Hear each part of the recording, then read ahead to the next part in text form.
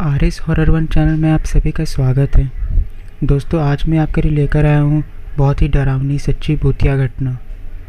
दोस्तों, ये कहानी मुझे अमन जी ने भेजी है मेरे फेसबुक आईडी पर।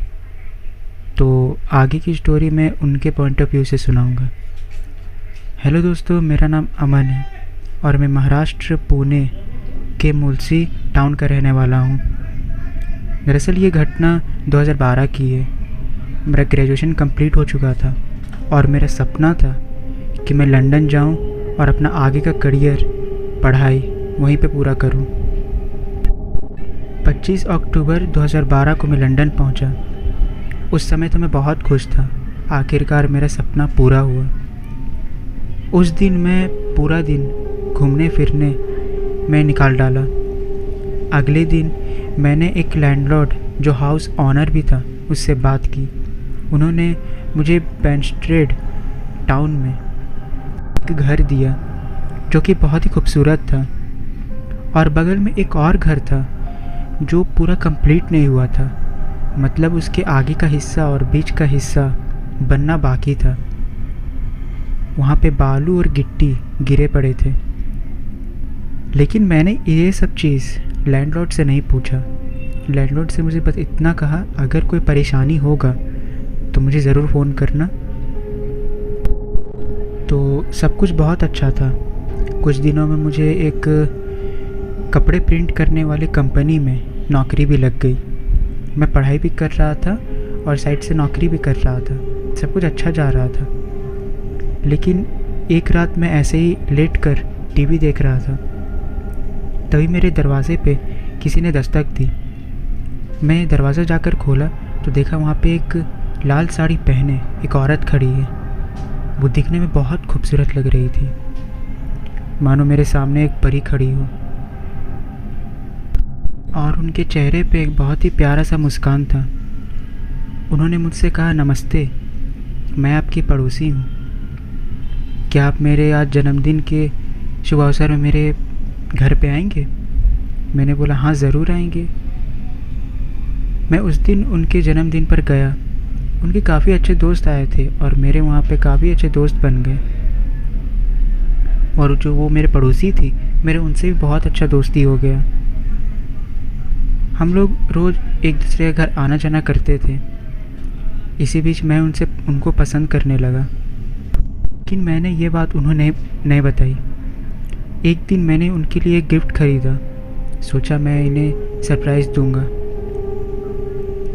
रात के करीबन 10 बजे मैं उनके घर पर गया, पर मैंने देखा कि उनका जो मेन डोर है वो बंद पड़ा है। फिर मैंने सोचा शायद वो सो रही होंगी। फिर मैं खिड़की की तरफ गया और खिड़की की तरफ मैंने जो देखा वो मैं पूरी अपनी लाइफ नहीं भूल सकता।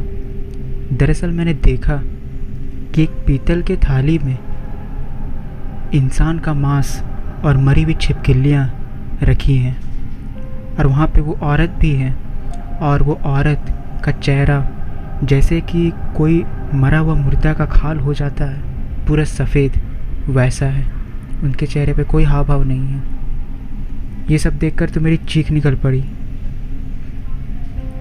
मेरी चीख निकलने के बाद वो सीधा रेंगते हुए अपने दीवार पे चढ़ गई।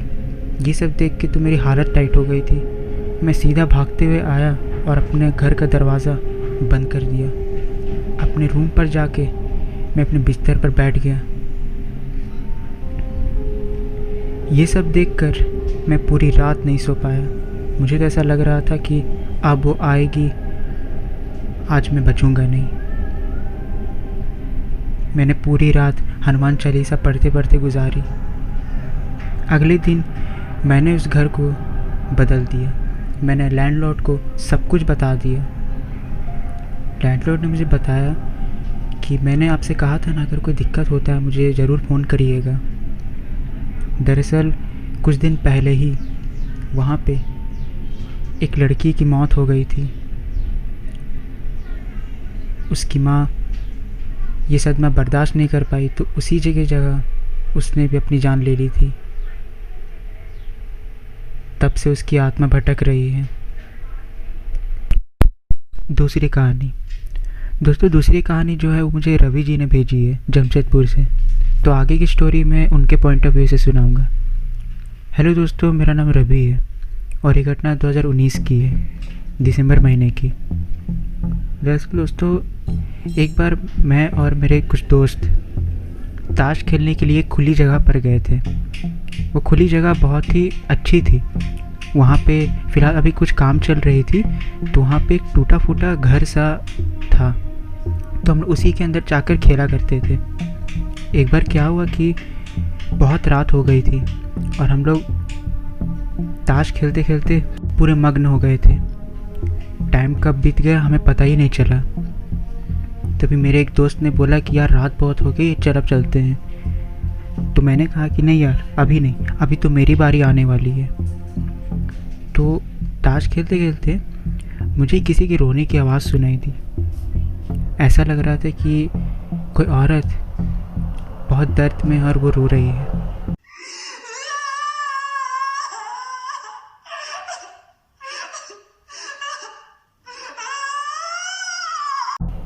तो मैंने अपने दोस्तों से बोला कि यार तुम लोग को आवाज़ सुनाई दे रही है, मुझे ऐसा लग रहा है कि कोई रो रहा है। तो मेरे दोस्त ने कहा कि हाँ यार, लगता है कोई रो रहा है। दरअसल ये आवाज़ उस घर के पीछे से आ रही थी। हम लोग ने जब जाकर देखा तो वहाँ पे एक औरत थी जिसने पीले रंग की साड़ी पहनी हुई थी। तो हम लोग ने उसे आवाज़ दिया, हेलो, आपको कोई दिक्कत? क्या हुआ, आपको कुछ परेशानी है? हमारी इस बात का उन्होंने कोई जवाब नहीं दिया। फिर मेरे दोस्त ने आवाज़ लगाई, हेलो, आप रास्ता भटक गई हैं क्या? आपको मदद की ज़रूरत है? दरअसल वो दोस्तों, उस औरत को देखने से ऐसा लग रहा था कि वो औरत कोई पागल है, क्योंकि उसके बाल पूरे बिखरे पड़े हुए थे और उनका कपड़ा भी ढंग का नहीं था। तो मैंने हिम्मत जुटाकर उस औरत के मैं पास गया और जैसे उनके कंधे पर हाथ रखा, उन्होंने जैसे अपना चेहरा मेरी तरफ घुमाया, मैंने जो देखा, अभी तक मैं जो उसे याद करता हूँ तो मैं डर जाता हूँ। मैंने देखा कि उनके आँखों की जगह 2 बड़े बड़े गड्ढे थे और उनके मुंह से पूरा खून निकल रहा था।